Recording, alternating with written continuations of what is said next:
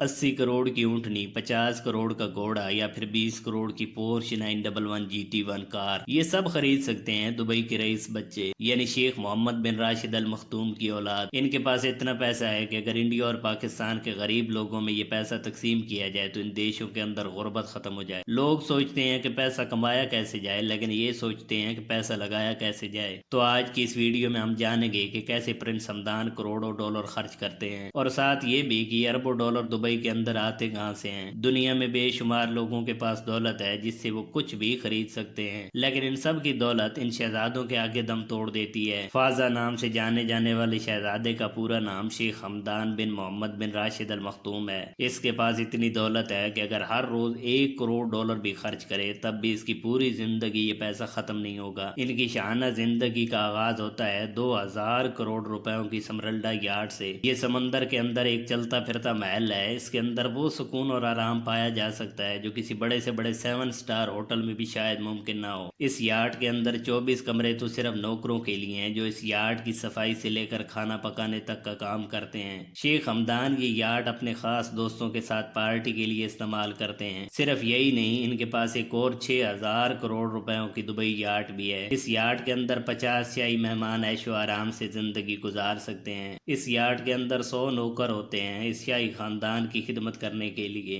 इसके अलावा दबवाबी super yard और 180 फुट लंबी कोट्रोलो शेडो यार्ड भी इन शाही खानदान के बच्चों की मलकियत है। शेख हमदान के भाई शेख मंसूर भी किसी से कम नहीं है। इन्होंने 300 करोड़ रुपयों की यार्ड खरीद डाली जो कोड 8 के नाम से जानी जाती है। अब अगर बात करें लग्जरी कारों की तो इनके पास 250 करोड़ रुपयों की मर्सिडीज G63 ALMG से लेकर 4 करोड़ रुपयों की मर्सिडीज AMG SLS तक कोई ऐसी गाड़ी नहीं जो दुबई के शहजादों के पास ना हो। शेख हमदान और इसका पूरा खानदान इन लग्जरी कारों में सफर करता है। इसके अलावा इनकी कार कलेक्शन में फरारी, लंबरगिनी, मेबैच और रोल रॉयस शामिल हैं। ये करोड़ों डॉलर की गाड़ियां हैं, लेकिन इनको इस शाही खानदान के काफिले का हिस्सा बनने से पहले अपग्रेडेशन के प्रोसेस से गुजरना पड़ता है। ये अपग्रेडेशन भी ऐसी वैसी नहीं होती, बल्कि इन पर गोल्ड की कोटिंग की जाती है। अब 1 तोला सोने की कीमत 1 लाख से ज्यादा है, तो आप अंदाजा लगाएं कि एक गाड़ी की गोल्ड प्लेटिंग पर कितना खर्चा आता होगा। शेख हमदान एक दफा कहीं जा रहे थे तो इनको एक इंतहाई खूबसूरत ऊँटनी नजर आई जिसको इन्होंने वहीं खड़े खड़े 80 करोड़ रुपयों का खरीद लिया था।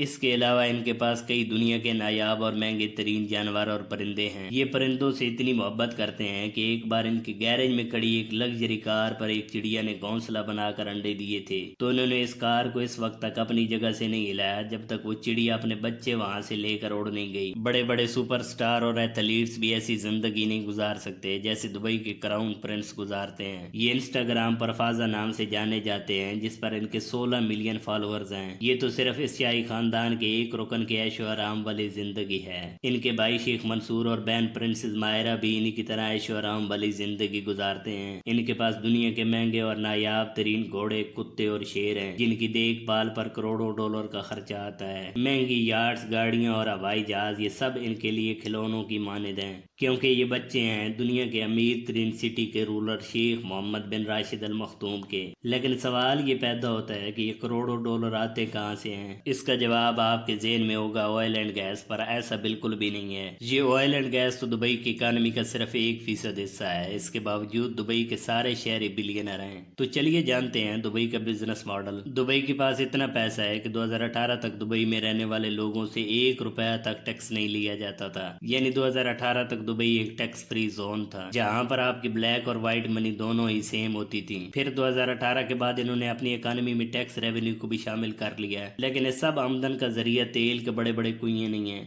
बल्कि ये सारा पैसा ट्रेड यानी इम्पोर्ट एक्सपोर्ट, एविएशन एक्टिविटी जिसमें sky diving, hot air balloon और टूरिज्म से आता है। इसके अलावा रियल स्टेट और फाइनेंशियल सर्विस भी दुबई को अमीर बनाने में बड़ा अहम किरदार अदा करती हैं। लेकिन ये सब बातें हैं आज की। जरा इस कहानी को लेके जाते हैं 65 साल पीछे, जहां दुबई में सिर्फ रेत ही रेत हुआ करती थी। इसमें रहने वाले शहरी मछलियां पकड़कर गुजारा करते थे और साथ मोतियों का कारोबार भी किया जाता था। लेकिन किस्मत तब्दील हुई 1958 में जब शेख राशिद बिन सईद ने दुबई को गांव से चमकता शहर बनाने का सोचा। ये 1959 में यूरोप गए और वहां के इंफ्रास्ट्रक्चर से बड़े मुतासिर हुए। वापस आकर उन्होंने ठान लिया कि ये दुबई को ट्रेडिंग हब बनाएंगे जो पूरी दुनिया में मशहूर होगा। इसलिए उन्होंने समुंदर तक को खोद डाला ताकि बड़े बड़े शिप्स यहाँ से आके गुजरें। साथ ही इन्होंने एयरपोर्ट्स बनवाए, इंफ्रास्ट्रक्चर पर बहुत सारा पैसा پیسہ لگایا۔ اس وقت یہ زیادہ تر پیسہ لون کا تھا، ان کے بڑے بڑے ڈیسیجن پر لوگ مذاق اڑایا کرتے تھے۔ اب آتا ہے 1966 اور دبئی کے اندر تیل نکل آتا ہے، لیکن باقی عرب ملکوں کی نسبت یہ تیل بہت کم ہوتا ہے۔ اس آئل سے آنے والا پیسہ بھی شیخ نے دبئی کے انفراسٹرکچر پر لگا دیا تھا۔ اس وقت شیخ راشد بن سعید نے ایک لائن کہی تھی جو آج تک بڑی مشہور ہے۔ انہوں نے کہا تھا کہ میرے دادا اور باپ دونوں اونٹ کی سواری کرتے تھے، میں مرسڈیز چلاتا ہوں، میرا بیٹا اور اس کا بیٹا لینڈ روور چلائیں گے، لیکن حالات ایسے ہوں گے کہ ان کا بیٹا پھر سے اونٹ کی سواری کرے گا۔ اس وقت ان کا ویژن تھا کہ دبئی کی اکانومی کبھی بھی تیل پر منحصر نہ ہو، اور پھر ایسا ہی ہوا، اس لیے انہوں نے پورٹ راشد بنوایا۔ اب جب کوئی بھی وہاں شپ رکتا تو اس کے ارد گرد بڑے لیول پر کمرشل ایکٹیویٹی ہوتی تھی، بالکل ایسے ہی جیسے کسی گاؤں کے پاس کوئی ہائی وے گزرے، اس گاؤں والے پیٹرول پمپ سے لے کر کھانے پینے کی ہر چیز اویلیبل کروا دیں تو اس گاؤں کے اندر کمرشل ایکٹیویٹی بہت زیادہ بڑھ جائے گی۔ یہی چیز ہوئی پورٹ راشد کے ساتھ۔ پورٹ راشد 1972 میں بنوایا گیا تھا، اس کی کامیابی کو دیکھ کر پورٹ جبل علی بنوایا گیا جو آج تک مڈل ایسٹ کا سب سے بڑا پورٹ ہے۔ جب باقی ملک آئل کے پیسے سے بڑے بڑے محل بنا رہے تھے تو شیخ راشد ایک اور سوچ کے ساتھ اپنی منزل پر چل رہے تھے۔ جب سب کچھ اچھا چل رہا تھا تو شیخ راشد نے ایک اعلان کر دیا کہ پورٹ جبل علی کمرشل فری زون ہے، یعنی جو بھی شپ یہاں سے گزرے گا اس کو ٹیکس نہیں دینا ہوگا۔ یہ پورا علاقہ ٹیکس فری زون بنا دیا گیا۔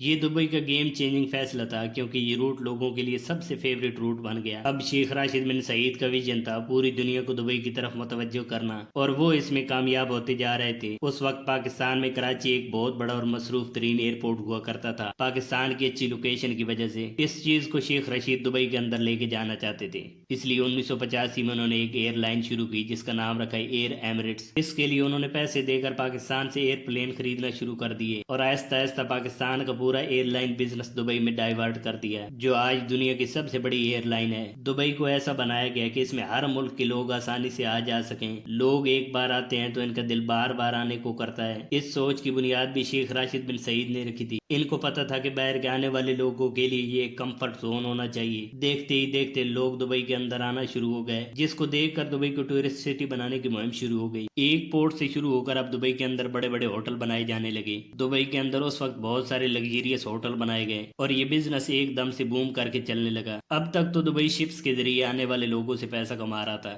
لیکن شیخ راشد نے سوچا کہ دبئی میں پوری دنیا کے لوگ آئیں۔ اب ہوٹلز وغیرہ ہونے کے باوجود اتنے لوگ نہیں آ رہے تھے جتنے آنے چاہیے تھے، اس لیے شیخ راشد بن سعید دبئی میں گلیمر لے کے آئے، یعنی جو بھی چیز دنیا میں مشہور تھی اس کو بڑے سکیل پر کرنا شروع کر دیا۔ اس لیے 1999 میں برج العرب ہوٹل بنوایا گیا۔ یہ اس وقت کا دنیا کا سب سے بڑا ہوٹل تھا جسے ایک آرٹیفیشل آئرلینڈ پر بنایا گیا ہے، لیکن اسی دوران شیخ راشد بن سعید کی موت ہو گئی اور ان کے بیٹے شیخ محمد بن راشد دبئی کے نئے کنگ بن گئے۔ شیخ محمد بن راشد بھی بالکل اپنے باپ کی طرح ہیں، انہوں نے اپنے باپ کے ادھورے کاموں کو پورا کرنے کا ٹھان لیا اور 1 دسمبر 1999 کو برج العرب ہوٹل کی اوپننگ کر دی گئی۔ یہ اس وقت کا پہلا 7 سٹار ہوٹل تھا۔ اس طرح کی بلڈنگ نے پوری دنیا کو اپنی طرف کھینچا۔ اس سوچ کے ساتھ دنیا میں جو بھی چیز تھی اس کو دبئی کے اندر بڑا کر کے بنوایا جانے لگا۔